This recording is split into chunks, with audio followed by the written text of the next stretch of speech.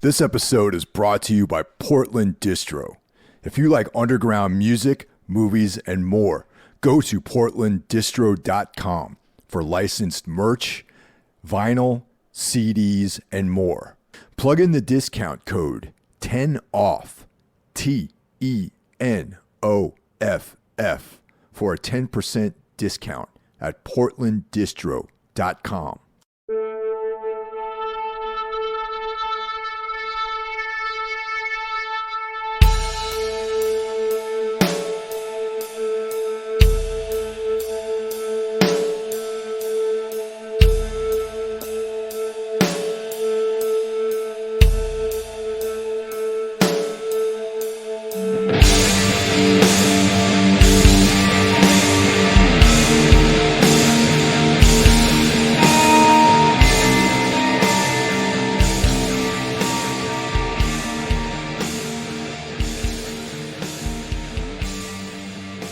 Hello, everyone, and welcome to the year-end episode of Everything Went Black.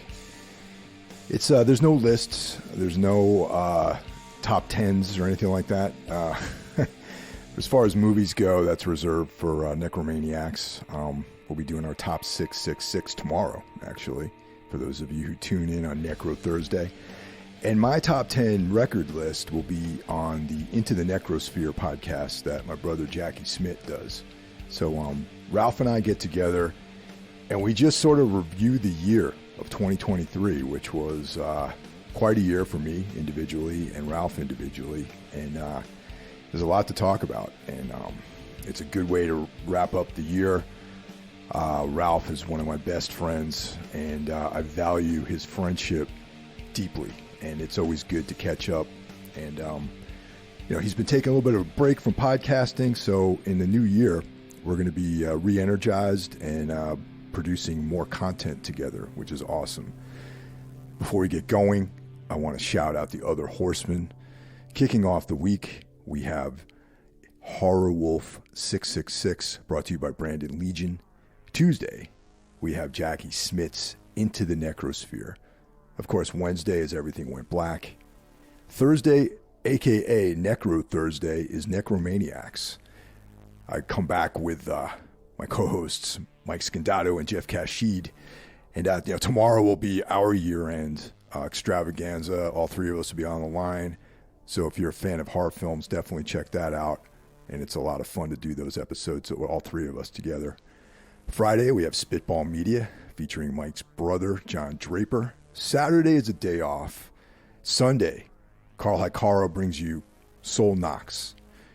Carl and I have been doing this collaboration, which is going to take us well into next year and beyond, called Darkness Weaves. And it is the review of the work of one Carl Edward Wagner, a relatively obscure weird fiction, horror, and sword and sorcery author who needs to have more attention.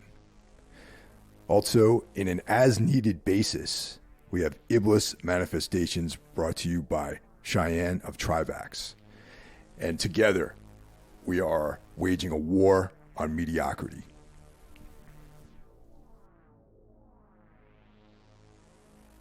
I've been really looking forward to getting back in touch with you, Ralph. It's you take a little bit of a break, which is understandable. But life's not the same without our conversations every few weeks. So I'm glad to have you back. Yeah, it's good to finally talking to you again, and it needs to be more regular again. But I had to take some time away from everything and figure shit out and make some tough choices. And I'm on the upkeep. It feels better now, and I think. It's been a rough year, man. It's like I don't know. We've always been talking about this, like whenever these episodes or like off the book when we just talked on the phone. It's like, oh man, this year's even crazier than the last one. And then it's like, yeah, next year will be better. And then like some weird shit happens and it just turns out to be more disastrous than the one before. So yeah, it was time to like pump the brakes on a lot of shit, and so I like I said in our like text group with all the horsemen, like, okay, I'm taking a step away from the podcast for a while. I stopped DJing. I stopped like several other things. Yesterday, like Ropes of Night is done, so Yeah. we broke up. Yeah, and yeah, it's just like, I don't know, it's like trimming the fat and trying to figure out what's really essential. But yeah, man, like talking to you is certainly a thing that I missed the most, but it was all also like it was important for a while to just be by myself and figure shit out. Yeah. Yeah, I can relate, man. And I just saw, literally right before we started talking, I saw a post about the Ropes of Night ending. I mean, I know you and I had discussed it like privately, but I saw the public announcement that the band was over with. So that's sad, but I guess all Yeah. things come to an end eventually. You know.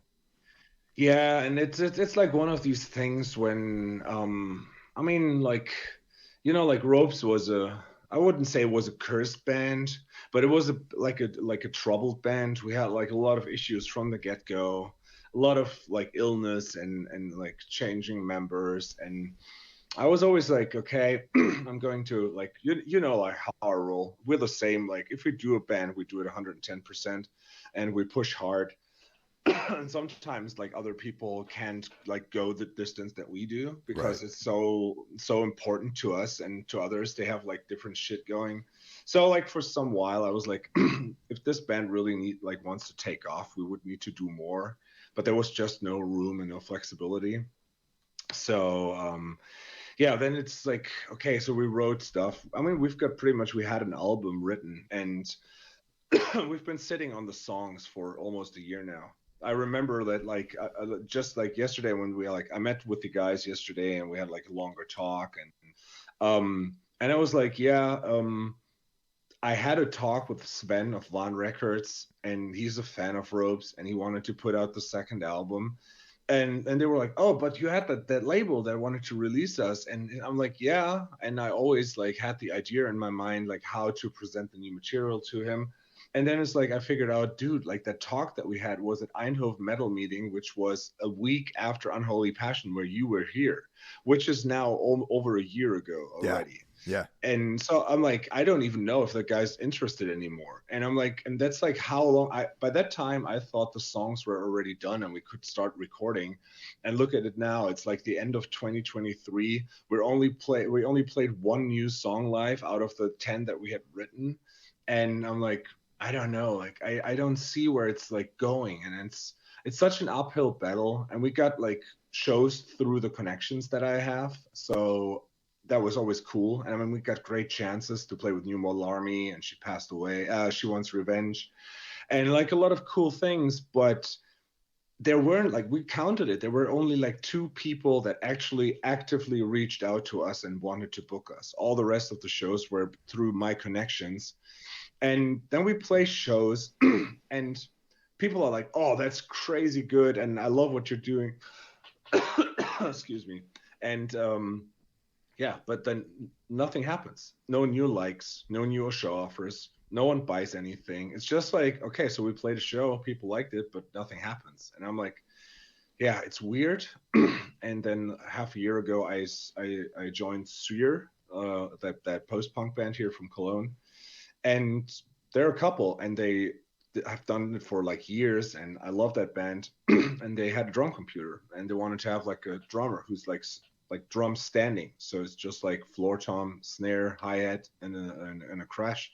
And I'm like, yeah, I'll do it. And told them that, yeah, you have to be able to play shows without me, because like sometimes there will be like ultra shows or work related shit, and I don't want to like keep them back. And they were like, cool.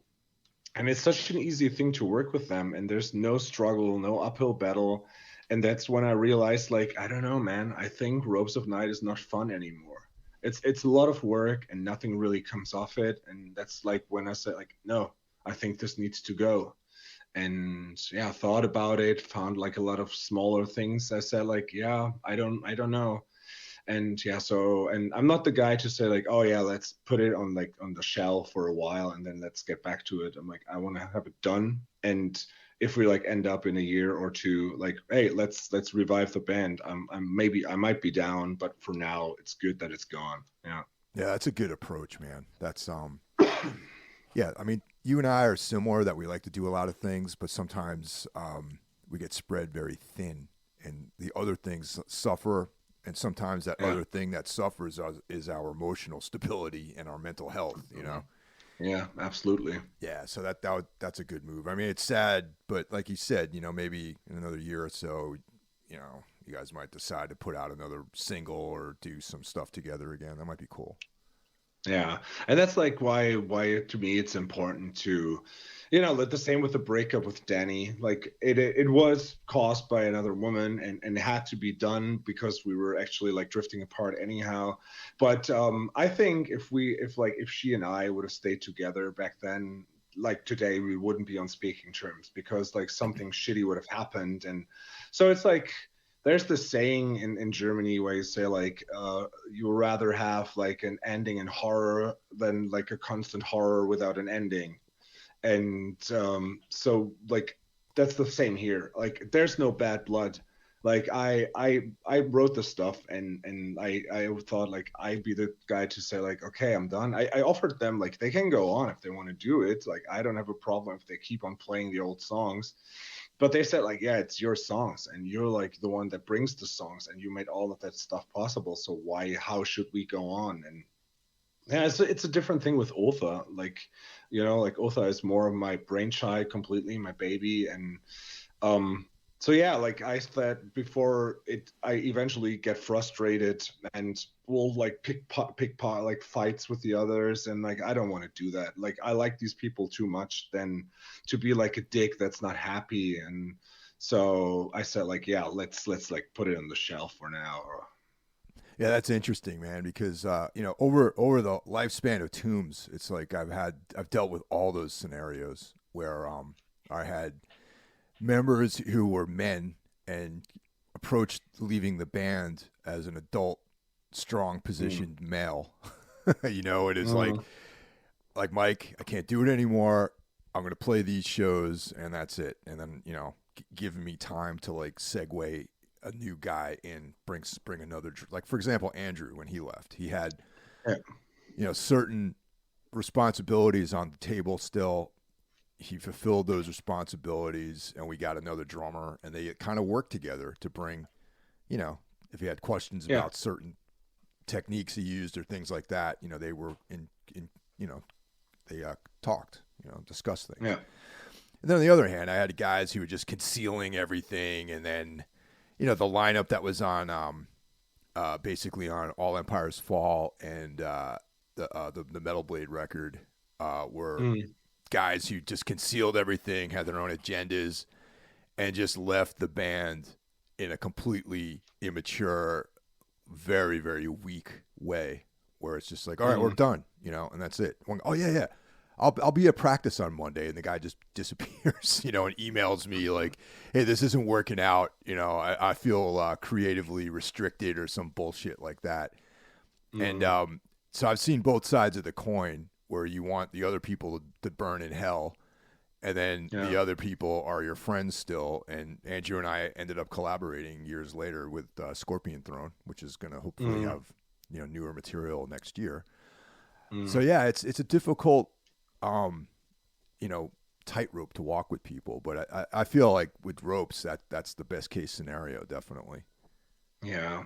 And it's like, I think for that brief moment in the middle of the pandemic, like between the first and the second wave, when the album came out, we had like a bit of momentum.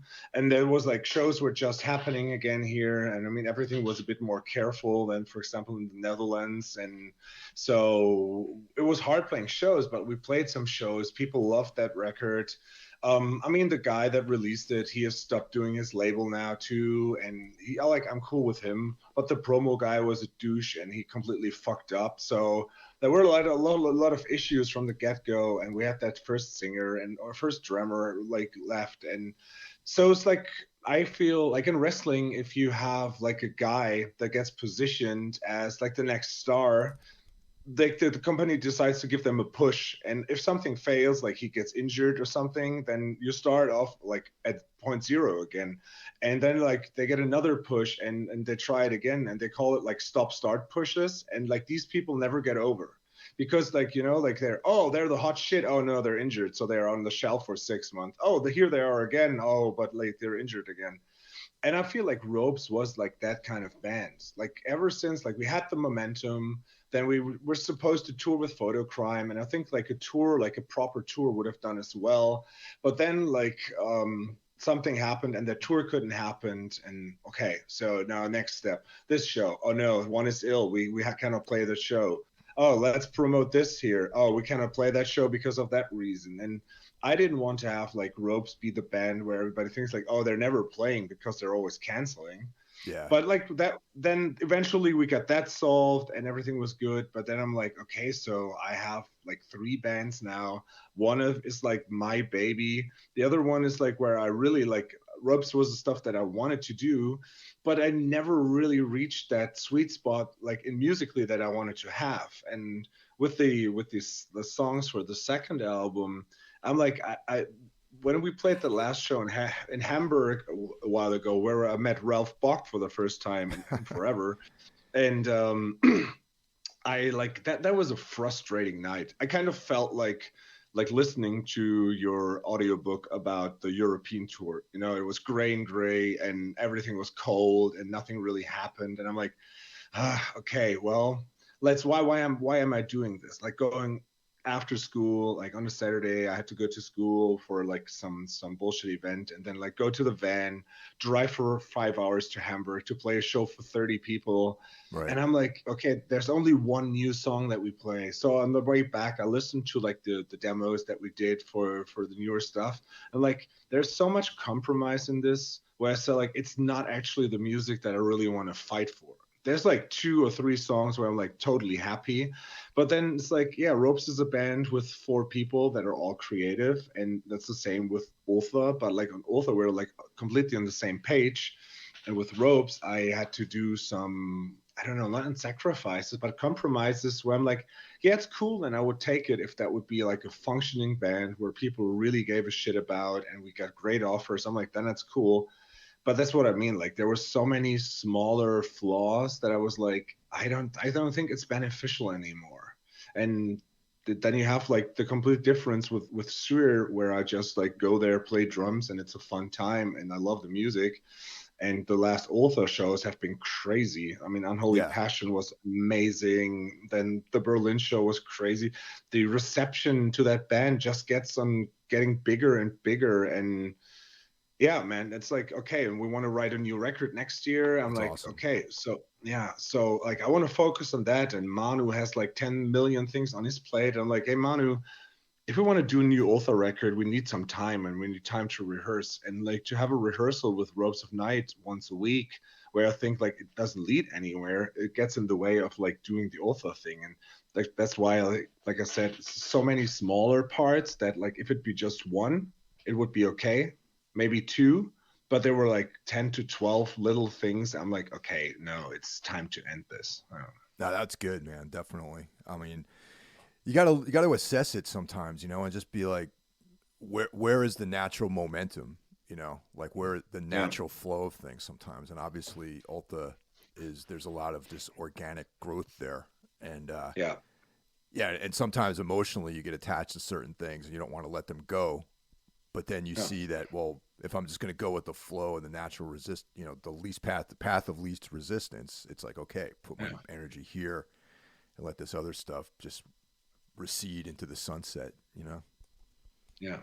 Yeah, and it also would have felt fair to the others if I just say like, I mean, I tried to explain it to them yesterday that like when we started, like Ralph bands are always the first record is like I'm trying out how this band works. And with the second one, I know what this band can do and should do. It was the same with Planks, where the first one is like a mediocre sludge record. And then Darkest of Grace came out and it was like completely different and people took notice. The first Ultha is like a good German black metal record, and then Converging Sins really put us on the map. And I think the second Ropes of Night record also would have done like this move.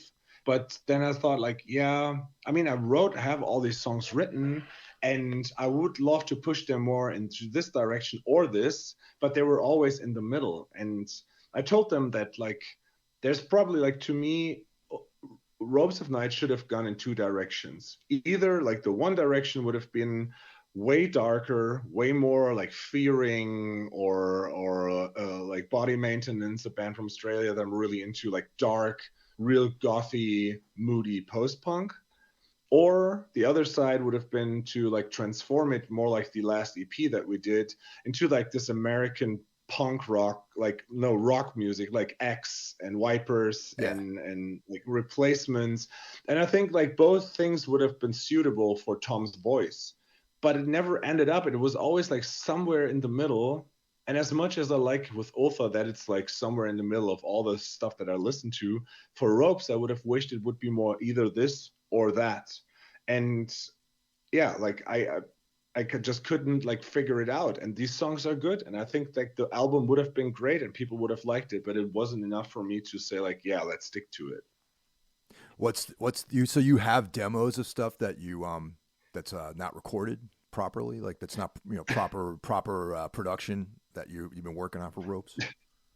Mike, you know how I roll. You know, like how good I am. Well, I'm asking you formally on the podcast. I'm asking you. I mean, I know, but I want them everyone listening to know. Yeah, everybody out there, you know, like how much of a dork I am when it comes to computer technology.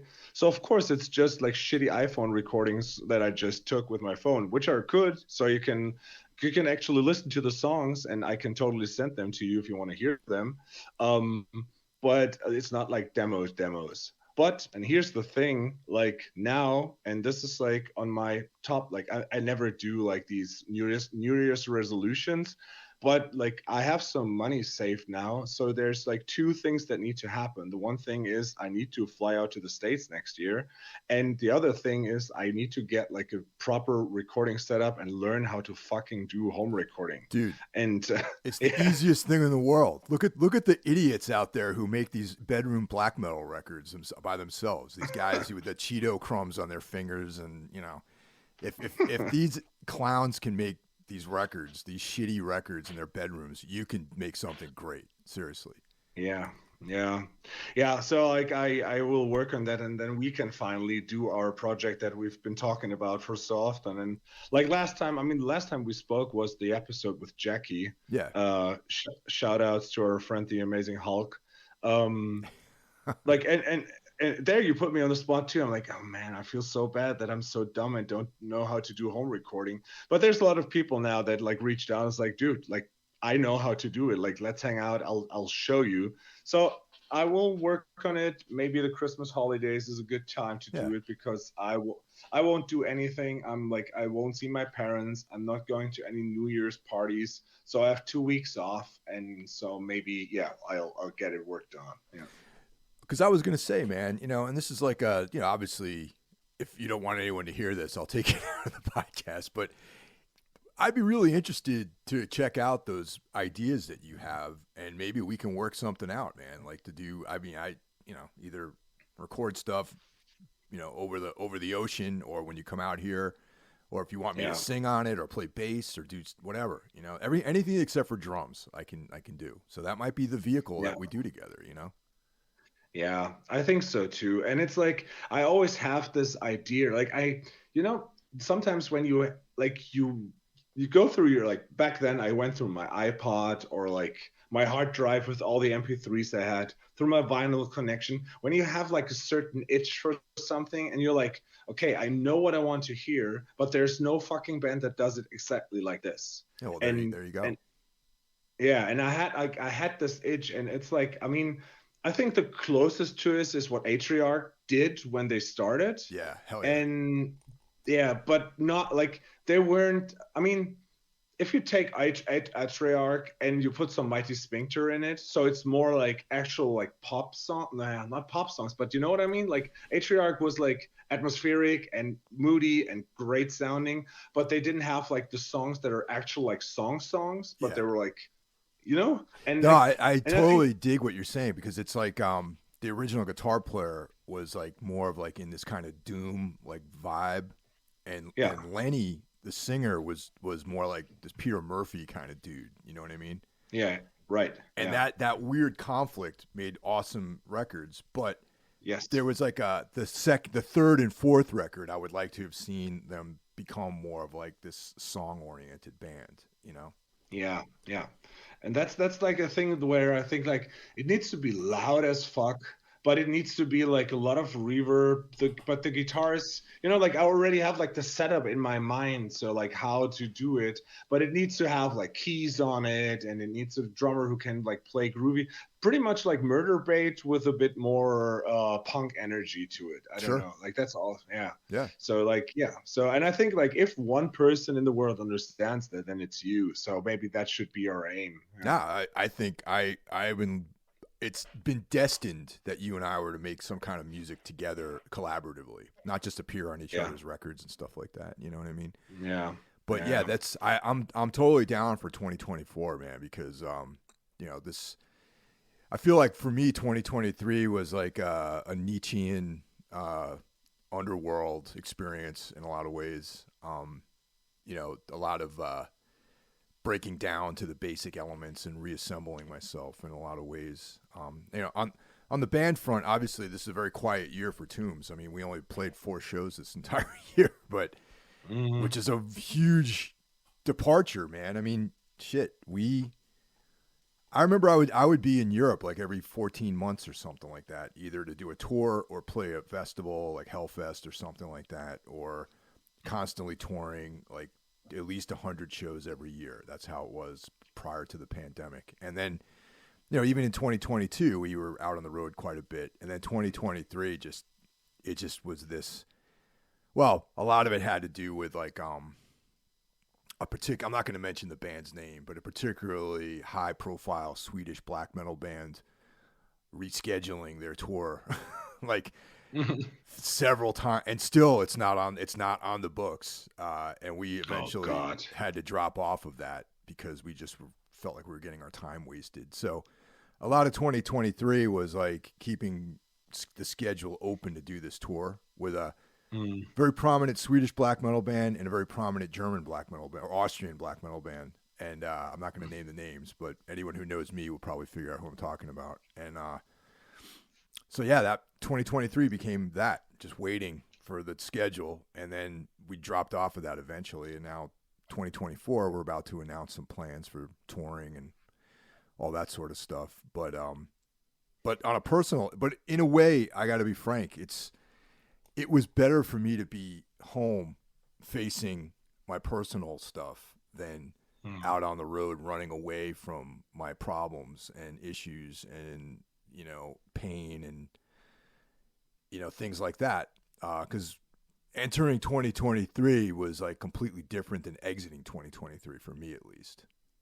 I mean, I was like I was at my lowest point in January of this year, really, like just thinking about death constantly and like in a real way, not in this like cool like Edgar Allan Poe way, yeah, just loneliness, despair, obsessions, things like that, just darkness in like, once again, in a real way, and I had to face a lot of things, a lot of, personal stuff, relationship things. And, I remember reading back in my journal through earlier this year, going through some particularly painful moments, being like, I really wish I had a tour to go on right now so I could run away from everything and be gone and have that, pirate lifestyle for, 30 days or so. And then when I come home, things would be different, and that's always been my MO whenever there was something going on in my personal life. But I was forced to stay inside of these feelings and deal with them in a real way and come to like a resolution, and a lot of really, really crazy, chaotic stuff happened this year. But I found my way through it. And also I found like the person that I was in this pitched battle with, it seems like we were able to like come to an understanding with each other, and now things are completely different, and I feel fortunate and grateful to have had the time to do these things instead of just running away on tour or being in Europe Yeah. or being engaged in something like that. I don't think I would have been able to like overcome these obstacles had I not had the time home focusing inward to deal with these things. Yeah, absolutely. Yeah, and that's like, I mean, I've been with you for the ride. So like I remember when we sat here like last year for Unholy Passion and we were talking about these things and we were like both stoked for Unholy Passion, but then like aside from that, we were like in deep crisis mode. Yeah. And so I remember like when we spoke on the phone, apart from like doing these episodes talking about all the shit that went down and like seeing like the way you struggled and then seeing where you like end this year. I'm so happy for you, and I'm glad that this year was actually the year where Tombs didn't do a lot, where there was no promo schedule that you would have to fulfill or play like a gazillion shows. But yeah, because yes, these like the focus on and actually like dealing with the shit in our lives is like is so quintessential, and that was something that I broke down in April and had like a real meltdown. And shortly after, I had like an argument within the band with Ultha, where I thought like, wow, cool. So like I like pretty much I thought I had killed the band at that point. And I mean, thankfully we know each other for so long, and like I'm not a person that is afraid to say I'm sorry, and like usually like I fucked up not here and there, but it was nothing like tragically, but this one was like a hard fuck up, and it was like, okay, so like something's completely off here, and like I don't deal with shit the way that I dealt with when I was like in a better mood. I mean, I haven't been like in a proper good mood for years, but like at least I was stable. And I saw that like also in school that like the kids that I've been teaching for like 6 years now, I mean they leave school next year in summer, and then it's 6 years that I taught them. I started teaching them when they were 10, when they're like little kids, and now they're almost 16. Yeah. It's like, it's crazy. And they were like, yeah, Mr. Schmidt, so yeah, you're tense, and you don't react the cool way that you've been, and we can see like something is wrong. And like I heard this from so many different like sides, and I'm like, yeah, but I always like, I have to function, like the trauma that my dad inflicted in me is like, you have to function. Depression is an illusion. It's just weakness. You have to fight through it, and you like don't acknowledge that you have problems. You just face them head on, and you just go forward. Never give up, never surrender. And I'm like, okay. And I did this, and I mean, I work, I function, but I just like I just that's the weird thing to say. It's like an oxymoron. Like I felt that I'm not feeling anything anymore. Like things got more and more distant, and everything was bleak, and nothing really touched me. And yeah, and then in April was half a year since Audrey's death to the day, and that was the day I like fell over and was like unconscious. And I was like, okay, something is completely messed up here. And then I started like, okay, I need to start working on my well-being and my psyche. And that's like that when that whole process started. And so, I mean, it's now the end of 2023. I took this longer break now from everything and everyone, and it was needed, and it was good that I did it. But yeah, it's like I'm still not happy, but like it's better, and I'm looking forward to the new year and tackle like more of these issues and go forward. Yeah. Yeah, I mean, it's whether or not we will ever be complete, projects is to be determined, I guess.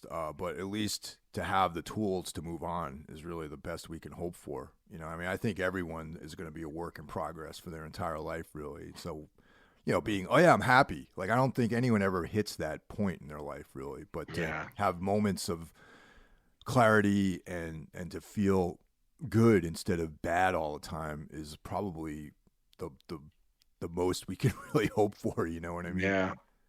Yeah, and like in that phase, and I think I'm pretty sure you can relate to the beginning of this year. Like when you're in that mood, in that phase, you're not able to do like to really do proper good decision making. You're like No, you no, do definitely not. you shoot from the hip, you say things you shouldn't, you do things you shouldn't, and you think like, yeah, this will keep on, like I will keep on functioning. But then you look behind you and there's only burned bridges and burning towns, and you're like, oh my God, what have I done? And that's like, I need to make better decisions. And for example, like, I mean, we spoke like for 2 minutes before we actually started recording because we wanted to have this like all fresh and like talk about everything. But we spoke briefly about like the state of the world, and just like the Ukrainian war already, like being in Europe was like a nightmare. But now the whole Palestine Israel conflict is like really tearing this country a new one. And it's so rough, man, especially in school. It's like we know it, like from the pandemic, we saw that a lot of people like open their mouth and say things, especially like on the internet, without actually knowing what they're talking about. And yeah, shit, like the number one source for information for my kids in school is TikTok now. Oh So God. they believe all the bogus bullshit that is on there.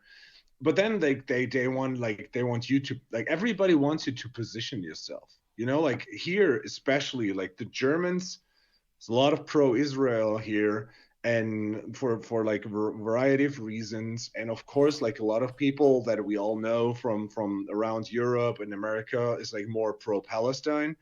And so like people like always, like I got mails from people like that I haven't talked to. Oh, you're German, what's your take on the whole shit thing? And it's like, why the fuck do you reach out to ask my opinion on this? If I wanted to talk about it, I would post something like every other jackass. I won't, because I'll be in the crosshair and you can only say wrong stuff here. So, and that's what my kids in school also want. It's like, yeah, I mean, there's a lot of like Muslim kids, and they like, yeah, what's your position? And it's like, kids, like I'm not actually saying kids, like that's lame. It's like I say like, yo, so I won't say anything about this. I Yeah, can I give mean, you like you probably I can't can give you as like in your, yeah. as a for your job, you probably shouldn't, you know. Yeah, and this it's like because I mean, I'll tell them like, okay, so you believe this? Well, this is a bogus information. But I saw this on TikTok. Yeah, well, fuck TikTok. Here's like an actual source of information, and I'm like, I won't get into the detail why this shit is like shit hit the fan right now. But I can tell you that the Hamas is definitely not a revolutionary organization. You know, like they're a terror squad, and they did like a fucked up thing, but it has like, but it's like, but the Jews is like, fuck that, like don't start with me, I won't argue with that. Like I can tell you the Hamas is like a fucked up thing, and the past of this whole, like the whole story between Israel and Palestine is like, it's a nightmare scenario where like so many innocent people, they're the fuck, like they get fucked because of some religious political issues. And that's like, I'm allergic to that. I was like, I won't talk about this. So I stopped watching the news. Like Yeah. I don't want to do that. And that's like, I made a conscious decision to like stop using social media for a while. I mean, I looked into the chat that we sometimes had with the Horsemen. You and I texted like Yeah. sometimes. Yeah. I spoke to like two or three people, but aside from that, I didn't post anything. I didn't open Instagram and read anything. Like I used the messenger to reach out to people that I wanted to talk to, but like I don't want to see any one of the people that I know from bands post some ridiculous shit where I know like that's insane that you say something like this, because it's just not right. And I'm like, no. And there was my conscious decision. I'm turning it off. Like I wanted to like actually like deinstall the whole app and just like erase my profile. I'm like, that's maybe a bit too harsh. But like it was good for like 2 months to not even look at Facebook or Instagram. Yeah. Yeah, totally. I am completely not part of Facebook anymore. I don't have it on my phone. I haven't logged into the account really, like in probably like 9 months maybe. And I mean, I auto post things for the show, for podcasts and stuff. Yeah. But I don't ever go on Facebook. I use the Messenger app because that's how we all stay in touch and everything. But Yeah. I just only basically Instagram is the only thing I really use, and that's kind of the beginning for all of the posting for the podcast and the band and all this other stuff. So, Yeah. But yeah, social media is a fucking cesspool, man. Especially like X and all this other bullshit. This like, it's if you get, I'm becoming somewhat of a luddite when it comes to media in general because I feel like Mm, we're entering this world of just illusions. Really, the internet is becoming more and more of this like totally manipulated medium where yeah. people's thoughts are manipulated, and using things like religion and all this other stuff, and whether or not you're left or right, or sort of factionalizing everyone. And yeah, religion. I mean, monotheistic religion is always seems to be at the heart of anytime anyone Yeah. wants to manipulate somebody, they use monotheistic religions, either being in Christianity, Judaism, or Islam. And Yeah. that's at the heart of all of these conflicts, really. Yeah. Manipulation. And that's yeah, and it's like it's a part of like ninth grade philosophy classes is like to talk about the three monotheistic religions. And like the ninth grade that I have right now, like that course, there are 28 kids in there, and I think 22 of them are Muslims. And it's like, okay, so we're going to talk about this, and this like then like the whole like shit that happened in the East was like, it's like actually like perfect timing to talk about this. It's like, okay, so your fucking TikTok tells you that the Jews are your enemies and they're like the worst scum on the earth. Well, guess what? Your God is the same fucking God they pray to. Here's the story. And then they're like, what? And then I really, that's again a thing where I saw that I'm not as relaxed as I used to be, because like I would have taken it with humor and be like quiet about it, but like now I rub their face into some of that shit. It's like, yeah, by the way, you Muslims, you have this history, the Christians have this history, and the Jews have this history. None of them are sacred because all of them fucked up in the name of religion. And there's a problem because in your books, and I mean, I read the three books, and it's like there's nowhere in this book stands, if someone has a different religion, please kill them because you're better than them. And it's like, then I explain to them like the concept of reading with one eye. It's just like, yeah, if you just want to read the one page and don't want to read the other page, of course you can make shit up and say like, oh, but it says here you have to kill. Then you turn over, please don't kill anyone. Oh, hi Loki. And so it's so dumb, but like, yeah, that's the generation that comes up now. Like people, they only believe this shit. Yeah, I mean, and the really crazy thing too is all three of those religions all started literally in the same part of the world with the same people, essentially. I mean, of Yeah. course there were like divisions of like, oh, I'm this is me over here and you're over there, but it's like it's almost like it feels like people who are like one guy's a Mets fan and one guy's a Yankees fan, but they're the Yeah. same demographic person though, and then these religions spread throughout the world, but everyone's losing touch with the fact that they all originated basically in the same region, by the same people, essentially, you know? Yeah. And then it's like the point when I tell them, well, the only solution I think is if they you have to coexist, and that's the thing that is like our whole society is based upon coexisting. And yeah, so like the facts are, I mean, you believe, that's a belief system. Belief is something you wish that is true, but you cannot prove it. But God exists, like no, you can't prove it, so it's belief. So this is knowledge, this is believing. And it's like but the facts are that like Judaism was the first, and the offspring of that was the Christianity. And like then your Muhammad, like he went through the desert and he met Christians and Jews, and they told him about like the monotheistic idea. And then he's like, oh, I'll take that concept, and ran with it, and he started Islam. But it's like it's essentially the same God you're all praying to. And actually like you could coexist, because like the one guy's like, you go to that temple, we go to that temple. Like, why does there have to be this actually they're all like little children. I mean, we're coming up to Christmas, and I mean it's like, oh, he's getting these two presents, I'm only getting this, I'm jealous, I want to have that. And I remember when I was in kindergarten, and like my mom told me that I smacked someone over the head with like with a 2x4 Oh, when I was a jeez. little kid. Yeah, because he had like a blue shovel, and they were like the rarest shovels in on the playground, and I only had a yellow one, but I was taller than him. So my mom told me that I took a 2x4, hit him over the head, apologized, but took his blue shovel. And it's kind of like that, you know. We could like just be, oh cool, you have a shovel, I have a shovel, let's dig together. No, we have to smack each other over the head and say like, my shovel is better than your shovel, motherfucker.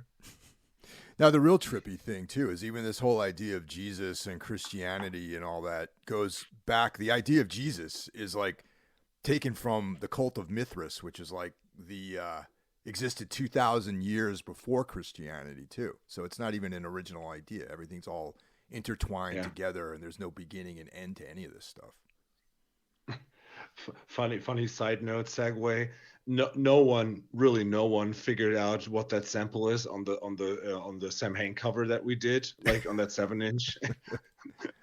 People are always like, who is that and what is he saying? I think like the last thing he says is like, Jesus, pretty funny, is that correct? It's like, yeah, that's correct. And then I show him that video of Danzig sitting like with like no shirt on in front of his bookshelf, yep, and telling that story about Jesus. That's the thing. Like, actually, if you're like, it's so insane. And I always try to keep like a straight face in school when I tell these kids, like, they're like, what do you believe in? It's like, well, I believe in reason, and I believe in integrity and stuff like this, but I don't believe like in a higher power that guides me, especially like not one power that is more powerful than the others.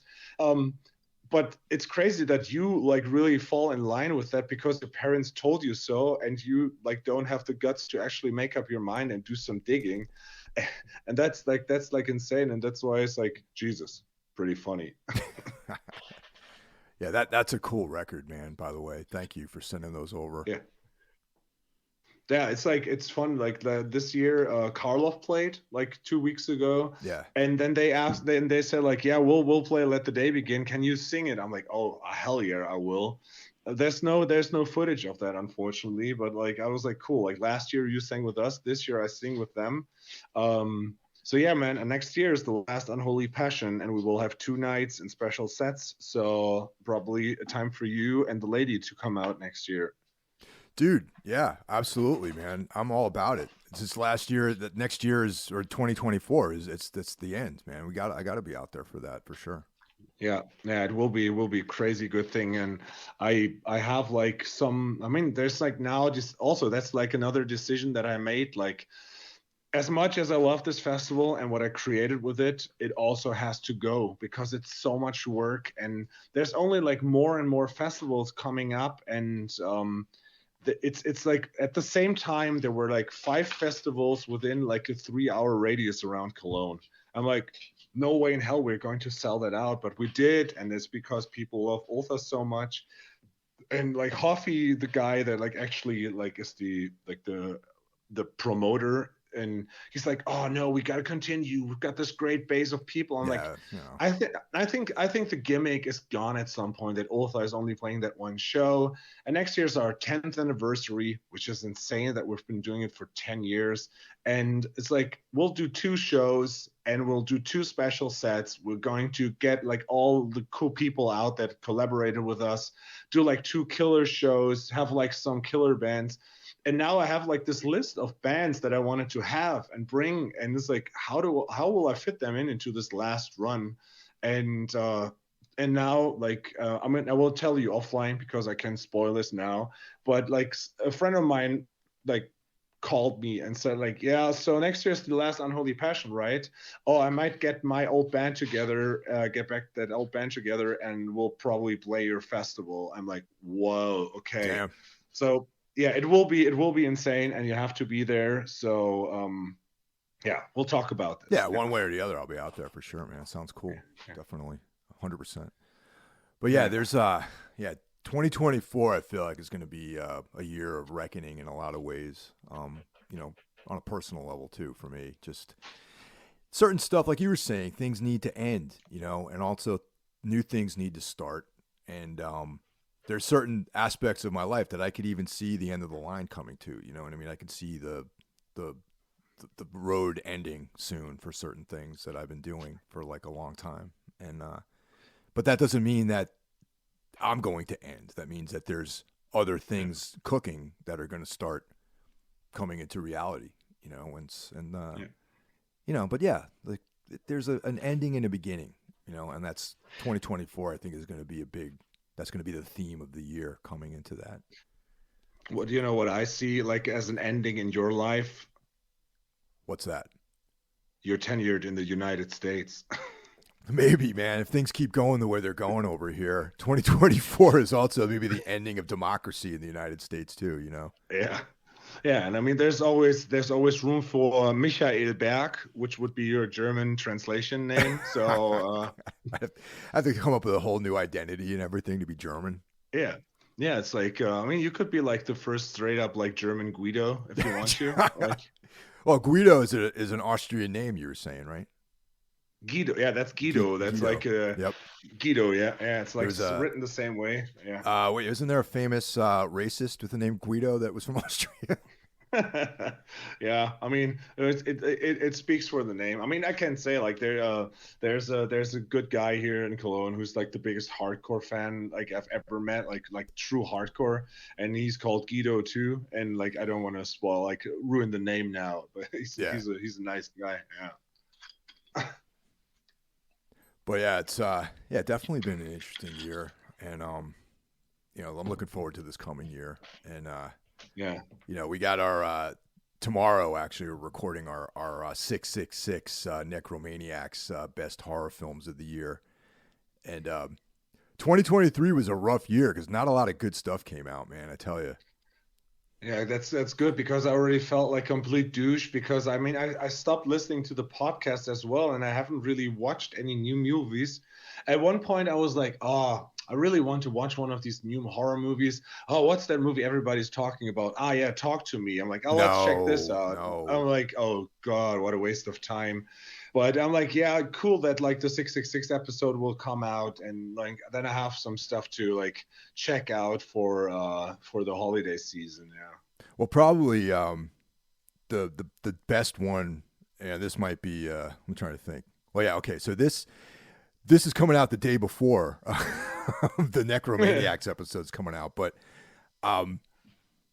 what figures prominently into my list is When Evil Lurks by Damien Rugna, the Argentinian director. Yeah.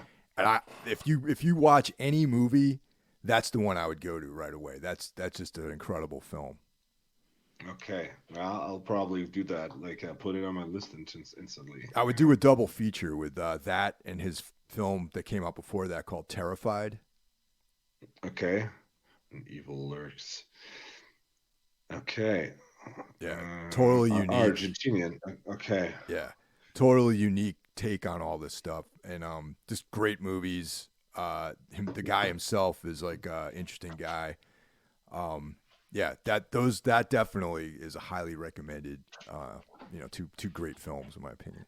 Okay. Yeah, I watched like a bunch of shows and stuff, but I've been going to like like happy place movies where it's like I just feel good watching them. And but I actually started watching the second season of 30 Coins, which like almost finished. Right. And I mean like I think the first season is still such an underdog, like great show. I remember like the first episode blew my mind. It was the best Lovecraftian thing I've seen in forever. And then I mean it's a bit trashy. Like you can see like okay, HBO Europe is not making like as much possible as like HBO in the States, but it's a great show, good cast, and the second season like it's I mean the ending to the first season was completely bonkers, and it starts exactly after that with some priests like in limousines shooting each other like in a car chase. I'm like, wow, okay, this is going to be a rough one. But yeah, two episodes in, it looks a bit like more trashy than the first one, but it's still like fun. It's such a cool like occult like satanic horror show. So yeah, I'm curious, but like everything like for me, the one thing I look forward to, especially since we did like our deep dive into True Detective and like the new season of True Detective, you can see the swirl. I'm like, oh my God, they're going to link it somehow to the first season. So yeah, the fourth season of True Detective next year. That I'm looking forward to it with some reluctance though too. Just because Yeah. I mean the one good thing is Issa Lopez I think is directing it and she's a great director. But like sometimes when they try to go back and recapture something, it doesn't work out. So that's the only thing I feel reluctant about. You know what I mean? Where they try to like, I, okay, we're I gonna do it like the first season, and it's not nearly as good. and I hope like I really think like for looking at the trailer, I think they're going to be like it's going to be more like of a somber, more realistic kind of drama like the third season, Yeah. but darker and maybe just like a nod to like Rust Cole and Marty. So maybe it's like more in a way that like Lovecraft did his stories Okay. or King, that there's a nod, like it's in the same universe, but this won't be like a supernatural thing. Which the first season is not a supernatural thing, but it's like you know what I mean. Like it's like it's tied into the same net in the same universe, and I would appreciate this. Like they did with Star Wars. You have like the crazy, almost childish science fiction movies. Then you have stuff like The Mandalorian and Ardor, which is more like story driven. And I think it's cool if you have that like centered in one universe. And I mean I think that's why we both love Lovecraft so much, because these stories are so different but they're always connected, and it's in the same universe, and that makes it so attractive. Speaking of Lovecraft, I recently started reading William Hope Hodgson. I'm not sure if you're familiar with him. No, not really.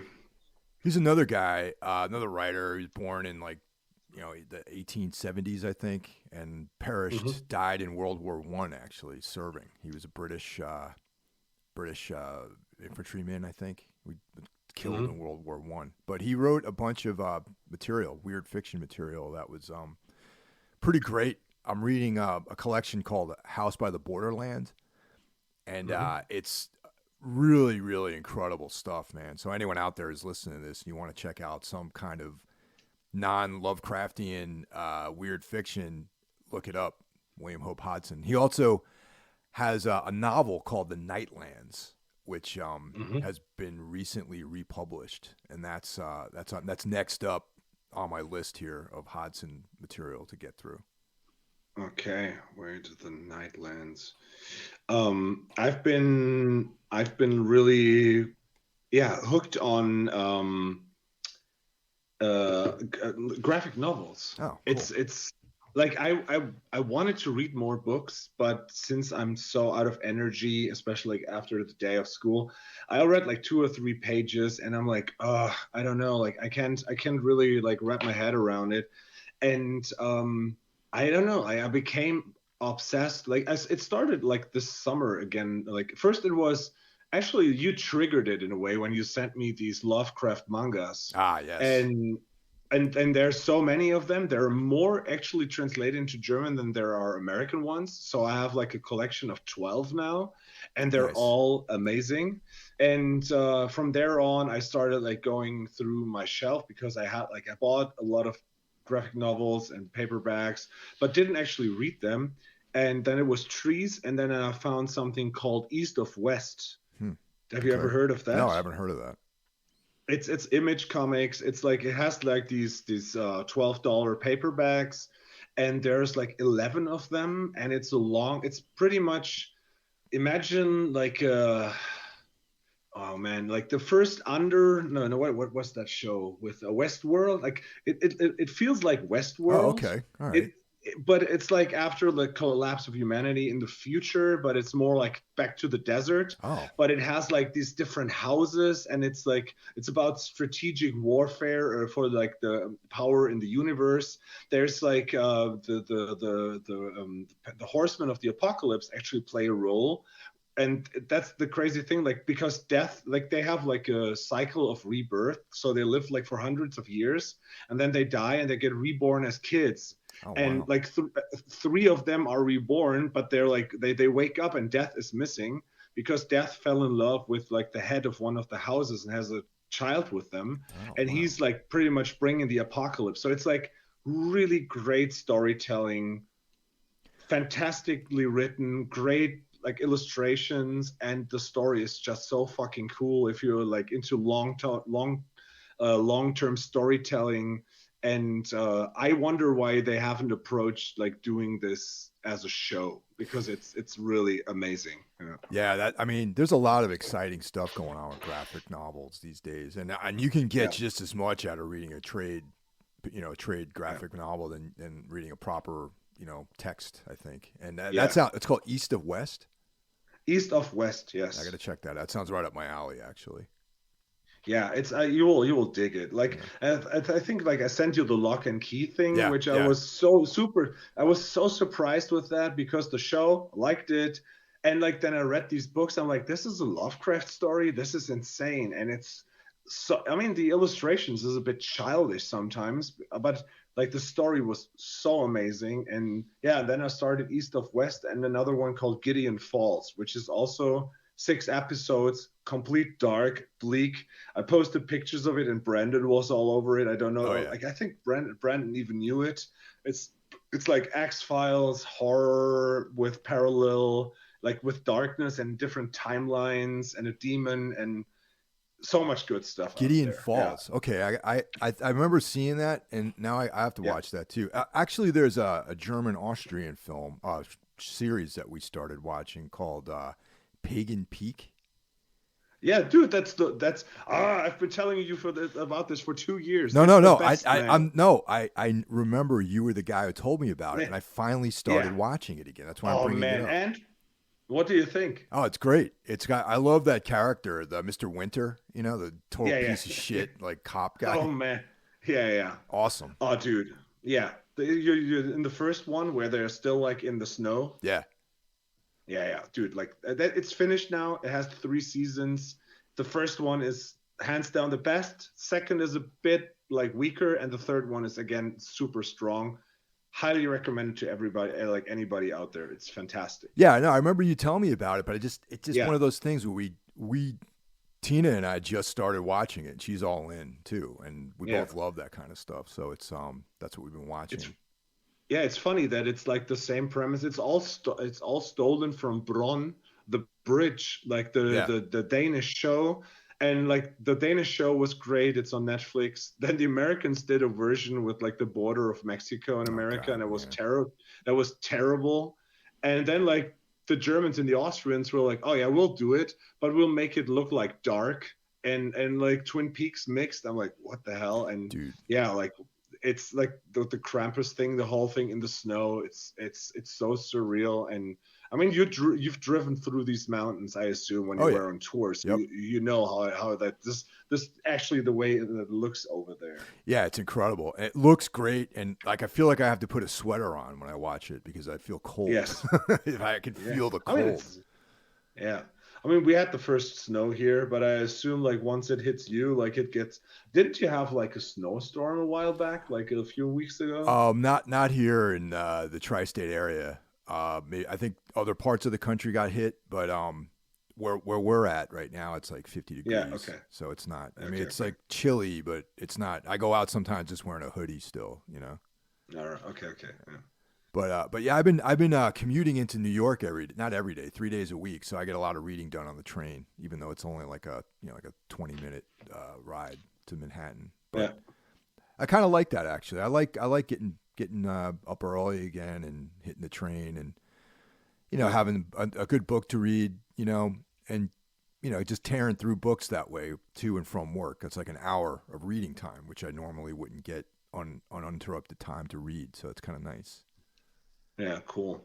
Yeah, it's like that's something I look forward to now with the Christmas break, because like for the last weeks, I like actually for months, like I've only had like I had to watch like light stuff and watch and read like graphic novels, and I really want to like sit down and read like a proper book now. I actually wanted to buy like a new like lamp that I can put behind my couch, so I have like a sweet reading spot. And yeah, I'm thinking about like getting rid of Audrey's tree that's still in my apartment. Right. And yeah, like it's like over a year now, and I kept it as like as relic, as like a, I don't know, like a shrine for her in a way. And maybe like I think she would have loved that. Like if I just put like a little like rocking chair there with a little light so I can actually sit like in front of the window and just read. So I'm considering that. But yeah, like I just really want to kick it back. I will have Titus for some days, which is always like fun to hang out with him. It's also like you have to go out like 3 times a day and go for a walk, and he's just like the brightest joy of light right now. I mean, you know it, like how animals are, but it's just like when he sleeps next to me in my bed, and when he wakes up, it's like, yeah, actually like Let the Day Begin is playing in my head, and it's just like, yes, let the day begin. And he's just so enthusiastic, and yeah, so I love him for that. And I always try to keep like I want to have the spirit that he has to get up and actually say like, let's do this. I'm looking forward to this day.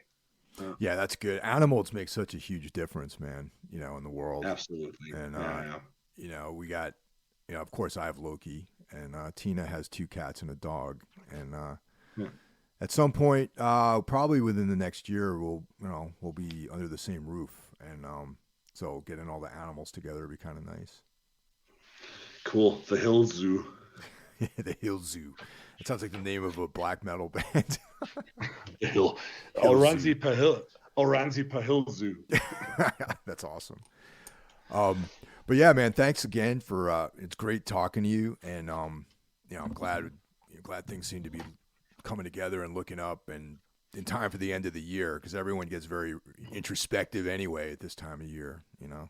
Yeah, I think so too. Like it was a rough time. I think I'm in a better place now, and I'm really motivated to keep on working on myself, better myself, be like physical fitness, psychological fitness, and make better decisions.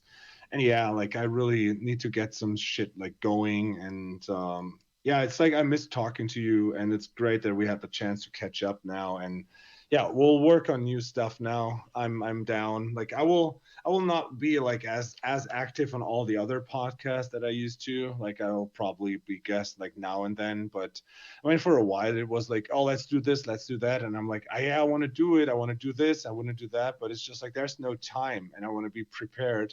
And I got to say, like, the priority is always like spending time with you and talking to you, because we cannot hang out on the couch and watch movies. So this is the best we can do.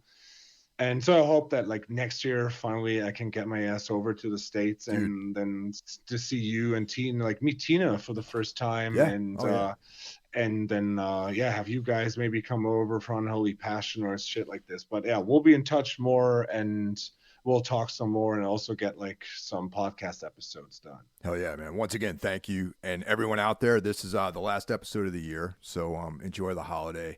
We'll catch you guys in January. Take a break, be with your family and loved ones, and get some downtime together. And I wish everyone a Merry Christmas, Happy Holidays, and a Happy New Year. And we'll talk to you soon.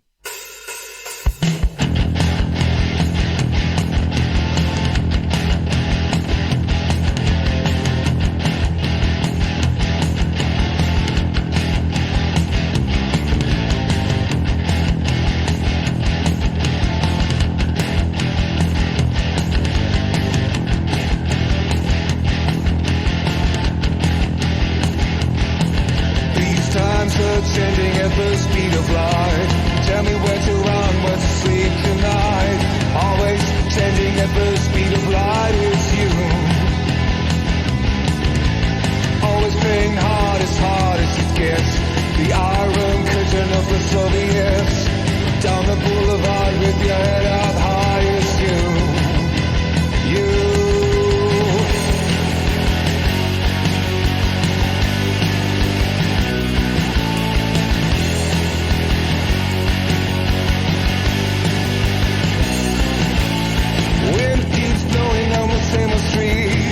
Drinkers keep drinking, boys, all that they need. Down the boulevard with your head down low as you.